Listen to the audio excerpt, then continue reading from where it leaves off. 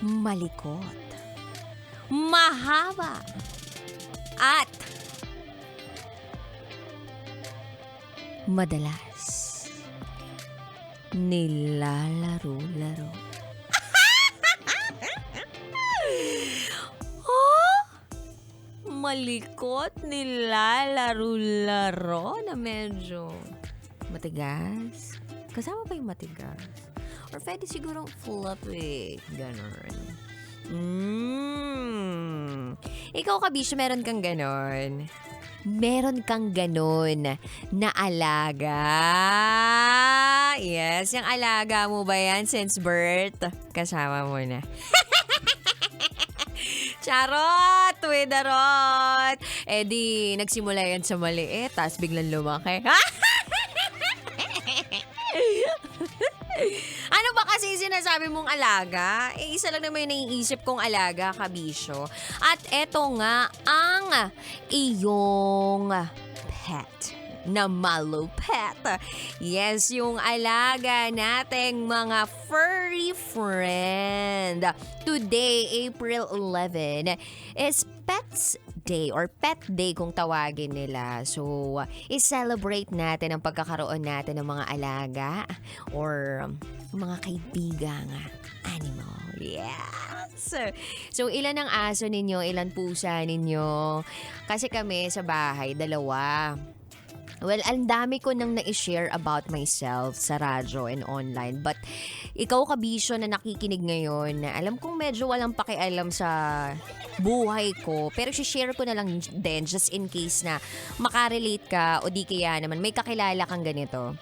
So before, years ago, hindi po ako makapag-alaga ng hayop o aso. Dahil nga takot ako sa aso. Meron akong trauma eh.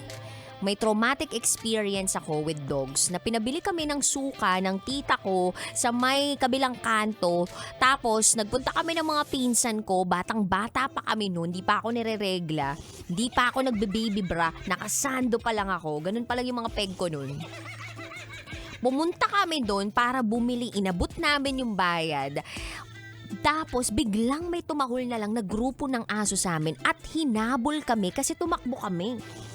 At nadapa-dapa ako nung time na yon. So simula noon, nagkaroon na ako ng trauma sa aso na baka mamaya ay lapastanganin ako. Nadala ko po yung trauma na yon hanggang sa tumanda ako. Hanggang sa masaktan ako, nagmahal ako. Charot to darot. So nadala ko siya. Tapos na-realize ko na bakit ko nga naman katatakutan ng mga aso or animals, wala naman sila talagang ginagawa sa akin masama.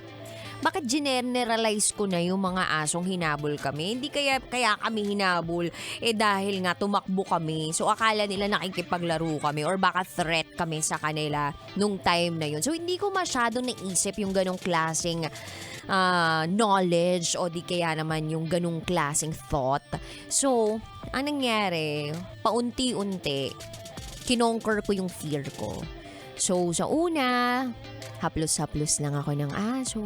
Ganyan. Tapos, sumunod, nangangalikot na ako ng alaga. Ay! Biglang gano'n. Diba sa parang kinikerry ko na hanggang sa, yun na, biglang nagkaroon kami ng aso sa bahay. And sobrang love ko na sila. Ngayon. At hindi ko ma-imagine yung sarili ko na mawawala yung alaga namin sa bahay namin. But I know in time, kukunin din siya ng may kapal. Pero mahirap pa rin sa loob. It's like you are having a good or best friend in your home. So parang, wala lang, hindi ko alam kung nakaka-relate yung iba sa akin dito na parang from a traumatic experience with pets tapos biglang naging pet lover. Yung iba kasi, hindi pet lover puwet lover. Charot! Darot! So sa'yo, kabish, na fur mom or fur dad, fur parent, let us celebrate. Today is Pet Day. Celebrate natin ang mga animals or hayop or yung minsan mukha ring hayop or hayop ang ugali. Charot.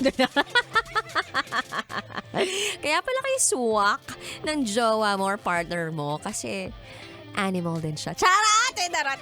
Anyway, 3 to 5 p.m. tayo magkakasama ngayong araw na ito at sywa kapiling ang babaeng naniniwala hindi man ako palaging may pera, at least palagi naman akong maganda. Your boss, Princess DJ Rocketera.